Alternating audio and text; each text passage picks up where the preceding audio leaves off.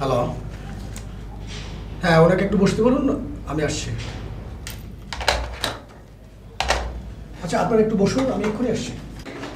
হ্যাঁ বসুন বসুন, দাঁড়াচ্ছি কেন? কি আমি হিটলু, মুস্তাফিজুর রহমান হিটলু। আপনি? আমি এবি সিদ্দিকী। আপনি এখানে কি করছেন? আই মিন আপনার পোস্টটা কি? আমি চেয়ারম্যান। চেয়ারম্যান? নাইস, বসুন প্লিজ। আপনি? আমি আশরাফুল ইসলাম। পোস্ট? আমি managing director. Managing director, right, very nice, please বসুন বসুন। আমি সাইফুল আলম, ডিরেক্টর। আর কিছু জানতে চান?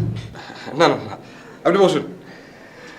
আসলে হয় কি, মানে একটু কথাবার্তা বলে নিলাম আর কি, চেনা পরিচিত হলে কথাবার্তা বলতে সুবিধা হয় না, সেই জন্য আর কি। Next level, well done, side by side, free.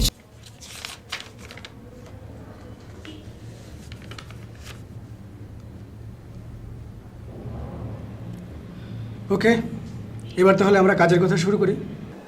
Please. আচ্ছা, আপনি বলুন তো পলাশী যুদ্ধ কত সালে হয়েছিল? পলাশী যুদ্ধ? আচ্ছা, আমি কোন পোস্টের জন্য ইন্টারভিউ দিচ্ছি? কেন, অ্যাকাউন্টেন্ট? অ্যাকাউন্টেন্টের সাথে পলাশী যুদ্ধের সম্পর্কটা কোথায়? কারণ আপনি আমাকে জিজ্ঞেস করতে পারতেন যে নবাবের খাজানজি খানার ওই হিসাব রক্ষকের নাম কি, তা না করে আপনারা আমাকে উল্টাপাল্টা সব প্রশ্ন করছেন। এই জন্যই জন রিড বলেছিলেন ইন দ্য ইয়ার 1946 উনি বলেছিলেন ডোন্ট ফেস ইন্টারভিউ, যেখানে ভুল প্রশ্ন করা হয়। Shame shame. Just minute. আচ্ছা, জন রিডটা কে?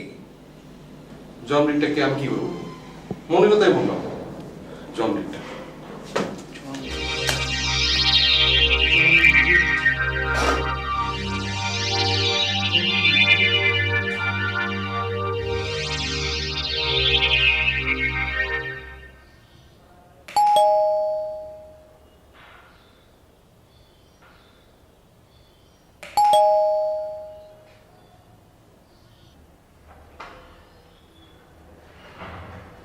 কি ব্যাপার, তুমি আবার আইছো? ইসলাম চাচা। ওয়ালাইকুম সালাম। হ্যাঁ, অনেকদিন পর দেখা হলো, মানে আসছিলাম, মানে কি ওই আমার জামা কাপড়গুলো যদি একটু দিতেন। কি কাপড় ভাড়া না দিলে আমি কিচ্ছু দেব না। আমার সোজা কথা, টাকা ফেলাইয়া তুমি সব লইয়া যাও। ঠিক আছে চাচা, মানে অনেকদিন থেকে একই জামা কাপড়ে তো সবগুলো লাগবে না, আপনি একটা শার্ট একটা প্যান্ট দেন। কি কইলা? Pant shirt?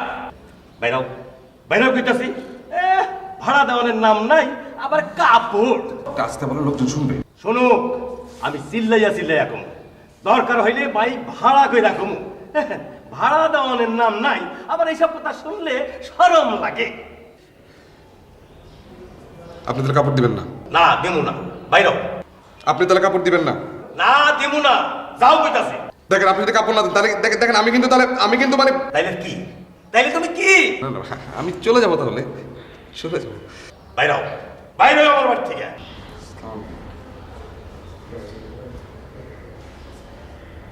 চাচা, মানে এই শার্ট প্যান্টটা মানে 2 দিন ধরে একই শার্ট প্যান্ট, মানে বোঝেনি তো, গন্ধ হয়ে গেছে মানে। আচ্ছা, শার্ট প্যান্ট লাগবে না, একটা রুমে একটা বডি স্প্রে ছিল, ওটা আমি চলে যেতাম। বডি স্প্রেটা শুধু বডি, কাপড় লাগবে না, শুধু বডি স্প্রেটা যদি